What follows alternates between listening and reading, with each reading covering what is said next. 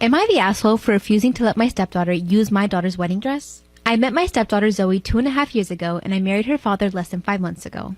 It was a small and private celebration since that's what we felt was the best thing to do since I'm still grieving my daughter Lauren, who passed away from sepsis at the age of 26. She was doing okay and was getting ready for her wedding that was supposed to happen the same month she passed away. We still don't know what went wrong. I took most of her belongings, including her wedding dress. We bought it together and she put a lot of her own touches on it.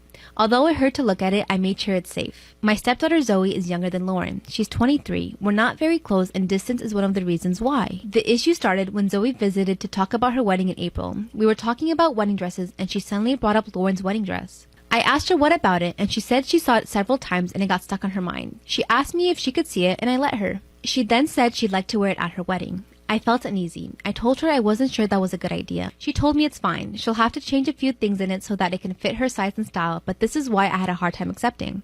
I told her I was sorry, but I can't let her have it. She offered me money, but its sentimental value is what matters to me. She argued, saying I was making things complicated and it was all right since she too is my daughter. She asked if I don't love her as much as my own daughter, and I told her my love for her is different, but she threw a fit calling me unfair and unreasonable, and I still said no. Her dad got involved in the argument, saying he doesn't see why I'm against it. I declined to discuss it anymore, but they keep bringing it up, asking if my daughter would have wanted someone else to have the opportunity to wear this dress since she unfortunately couldn't. This made me so mad, I lashed out at both of them and kept saying no. Others said I had no right to act like that. What's the point of leaving the dress in the closet when my stepdaughter can make good memories in it? Am I the asshole for not wanting to give her the dress? Would I be the asshole if I called off my wedding because my fiance doesn't want my son to bring his boyfriend to the wedding? My son was born when I was only 15 years old and I've been a single dad since I was 18. It was hard living for a long time money-wise, but I always tried to do my best by my son. Today I own my own gym and my son is now 22 and going to college and works at my gym full-time. He came out to me when he was 14 years old and I've always been supportive of him and his identity. I've been with my fiance for about 2 years and while she does come from a very deep religious and conservative family, she has never had any issue with my son. At least nothing she has ever expressed to me. My son has been dating his boyfriend since he was 18 and I've gotten to know him very well. However, my fiance told me recently that she does not want my son's boyfriend to come to the wedding, nor does she want her parents to even get a hint that my son is gay. That if they found out, they would have a complete fit. This really bothered me because I refused to ask my son to go back in the closet. What is going to happen in the future? What's going to happen when my son gets married himself? Will they want him and his husband barred from other family events? He's my son and will be the best man, and it will be unfair to deny him a +1 because her family has an issue with gay people. When I told her this, she got very angry and told me that I was being selfish and overdramatic, that it would just be for this one day and she wants a perfect wedding. I told her that this was unacceptable and that I was not going to ask my son not to bring his boyfriend. It's my wedding too and I want his boyfriend there. After that, I got the silent treatment for a day and since then, it hasn't been discussed again. However, it has left an extremely bad taste in my mouth and has been contemplating calling the wedding off. I do not want to marry into a family that would potentially discriminate against my son. I love my fiance very much, but my son will always come first. I told my brother and he said that I was being the asshole here, that it would just be for one day and that since my son is an adult, it's unlikely that he would have that much interaction with his step-grandparents in the future anyway. I still don't feel comfortable about the entire situation and I'm really thinking about calling this wedding off. Would I be the asshole if I did here?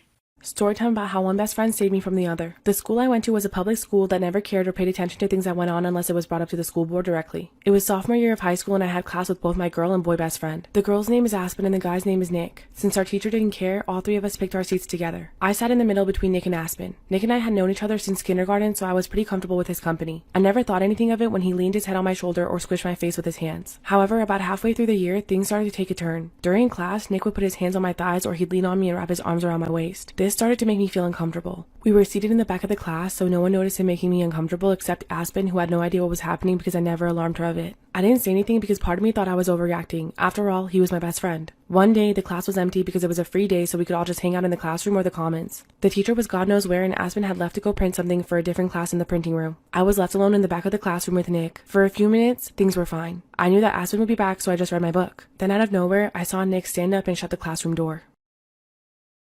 Part 2 of how one best friend saved me from the other. I was scared when Nick shut the classroom door, but I tried to ignore him and pretended to keep reading my book. I quickly dialed Aspen's number on my phone and slipped the phone into my pocket. Before long, Nick got impatient with me and ordered me to take off my shirt. I told him no, and that's when he grabbed a fistful of my hair and tried to do it himself. After a minute of struggling with him, Aspen busted through the classroom door with one of our school guidance counselors. Turns out she hadn't really gone to the print room. She had noticed Nick touching me inappropriately and making me uncomfortable the previous day, so she went to the guidance counselor to get help. When I dialed her number, she was trying to convince the counselor, and when she realized what was happening, she put the phone on speaker to prove that I was in an unsafe situation. The counselor took Nick away, and later I found out that 7 other girls had come forward about him. They all said that he was harassing them, but since the school had no evidence, they couldn't expel him before. However, since the school counselor heard what was going on when Aspen put the phone on speaker during his attack on me, they were able to finally expel him. I'll always be thankful to Aspen for trying to help me when I felt like I couldn't do anything.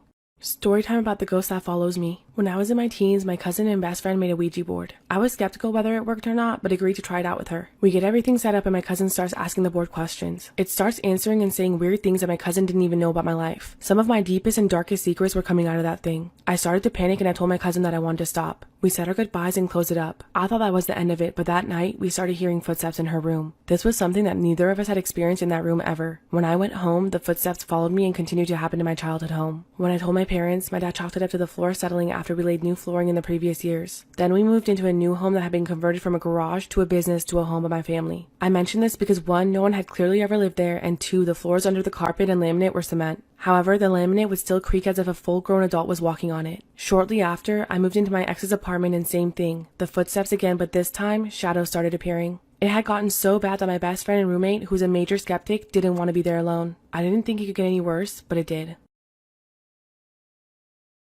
Part 2 of the ghost that follows me. I eventually moved out of the apartment. I moved in with my mother and sister in a different city. Her duplex went from no paranormal activity to an insane amount in just a few days. They would feel hot breaths on their face at night when they slept. My aunt started hearing giggling in a different room when she was alone, and I even heard someone say in an eerily tone, "Mommy," at 3 in the morning once. However, the craziest part is that the duplex mysteriously caught fire. When the fire department came and did their investigation, they had no explanation as to how the fire started or what caused it. After that, we moved into a new modular home who only had one previous owner. The footsteps started again. I found a pretty doll at an antique store, and eventually the doll started to move around on its own. There were times I caught it wave at me or move its head. It got to the point that I had to hide it away because it moved so much and it scared me so badly. I recently moved into an apartment in my hometown and the footsteps are here now. Things keep getting moved around too. I'm seeing the shadows again and it feels like I'll never be free of this thing. I don't know what to do, but I'm scared and terrified it'll always follow me. This is why you should always check your back seat. A New Mexico man went to the store to get some groceries. He was in a rush, so he put the groceries in his trunk, then took off driving down the road. But nothing could have prepared him for what was about to happen. While he was driving down the road, he heard a sound in his back seat, so he looked in his rearview mirror, and what he saw is so shocking you won't believe it. But before I tell you, if you want to go live without having 1,000 followers, just click the link in my bio if you want to go live too. It was 15,000 bees in his back seat. After he called 911, a beekeeper came out and helped him remove the bees. This man robbed a bank for $1, and the reason why will make you cry. The man went to a bank with a note that said, "This is a robbery, hand me $1. After that, he simply sat down in a chair and waited for the cops to arrive. Before the robbery, he notified the local newspaper that he was going to rob the bank, and that same newspaper wanted to interview him. James was a truck driver for Coca-Cola for many years, but he lost his job and with that, lost his health insurance. He recently went to the doctor and they told him he had a growth in his chest. But now that he was homeless and didn't have health insurance, he had no choice but to rob the bank so he could get health care in prison. This is why you should never sleep next to your phone. In 2019, a girl fell asleep while listening to music on her phone. Just like you and I do, she had her phone plugged in next to her bed. The next morning, her mom walked into her room to see the most horrific sight. The phone that was next to her head had exploded. They rushed her to the hospital, but sadly they could not save her in time. This man married a 4-year-old, and the reason why will make you cry. Abby was diagnosed with cancer at the age of 2. Because of this, she spent most of her time in and out of the hospital. She was extremely sad, but then she met her nurse, Matt. Matt checked up on her every single day because he knew she didn't have much time left. Matt made sure to do his best to make sure that she felt loved. But Abby loved Matt so much that she said she wanted to marry him. So then Abby's mom called Matt and asked if he could marry her daughter. Matt said yes, and they had a wedding at the hospital. Even though this wasn't a real wedding, Abby will remember this forever.